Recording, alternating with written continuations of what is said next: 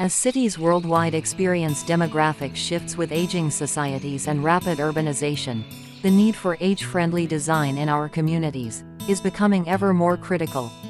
Since 2022, the University of South Australia has partnered with older residents as co-researchers, City of Unley as an industry partner, and South Australia's Office for Aging Well as a policy connector, to respond to the growing global challenge of aging populations living in expanding urbanized spaces, where access to quality public green spaces is imperative for supporting the physical, mental and social well-being of older residents.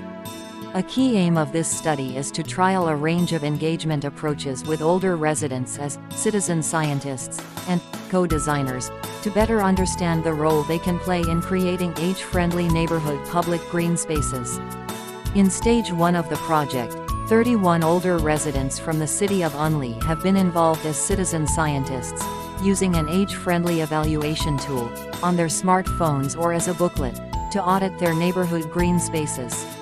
They decide which green spaces they would like to audit as part of their daily life to help us understand how and when neighborhood public green spaces are currently used by older residents and what types park features they consider age-friendly and important. Each park audit allows citizen scientists to respond to both Likert scale and open-ended questions about different park features, such as shade, paths, seating, plants or water features in the park. They can also tell us what they think could be improved. The audit tool allows them to upload 2 photos, and geocodes their location, as well as recording the date and time of the audit. This allows us to map and compare all the green space audits. In 6 months, citizen scientists have completed 320 audits, covering 51 green spaces across the City of Unley. Our research team considers this citizen science approach as an ongoing dialogue, with older residents having the chance to not only record and upload their own perspectives through the audit process but also listen to other people's findings, exchange ideas and experiences, and help analyze the data through several group workshops and regular coffee drop-in sessions. This ongoing dialogue and iterative analysis enables deeper understanding and analysis of how to create more age-friendly green spaces, based on lived experience and concrete data. In Stage 2, 24 participants continued on as co-designers, dividing into 3 teams, utilizing a different co-design approach.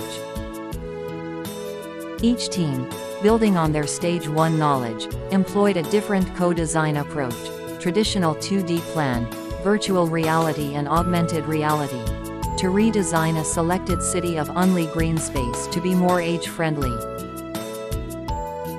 The site was selected by voting on a short-listed selection of parks based on Stage 1 audit data and guided by the City of Unley.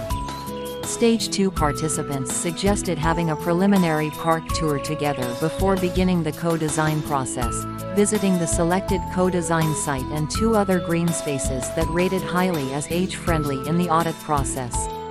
This provided participants with a starting point for discussing their age-friendly ideas. Each team took part in 3 co-design workshops. The first team used the traditional 2D co-design tools, a printed A1 site plan with photorealistic reference images. This is the cheapest and fastest way to communicate and achieve design ideas, and is most commonly adopted by landscape architects. The second team used the 3D model with virtual reality technology. Residents were able to walk along and visualize new design in real scale, and able to select, move or delete design features in a 3D model, while other team members viewed the scene on a large screen, adding in their ideas and suggestions. The third team used an augmented reality technology, using iPad and working in situ in the selected park space. Participants were able to visualize new design ideas in situ in the park, and were able to select, move or delete design features while taking in the actual park light, sounds, and topography. Each team has presented and compared their final design to each other. Other residents and staff of the City of Unley and representatives from the Office for Aging Well. In the ongoing analysis of each co-design approach, not only will the final design outputs be examined and compared, but more importantly, the co-design processes and approaches will also be considered. As such, findings of this project will help to understand older adults' perceptions of, and levels of engagement with, different co-design methods, while at the same time come up with key principles for the design of age-friendly public green spaces. By developing a deeper understanding of the way older people engage with various approaches and technologies in landscape design, we can provide guidelines to maximize the potential of high level of engagement for better participatory outcomes. These findings will provide best practice solutions for both government and non-government sectors. It will also inform for all 1,445 participating members of the WHO Age-Friendly Cities and Communities Network to implement rights-based participatory approach.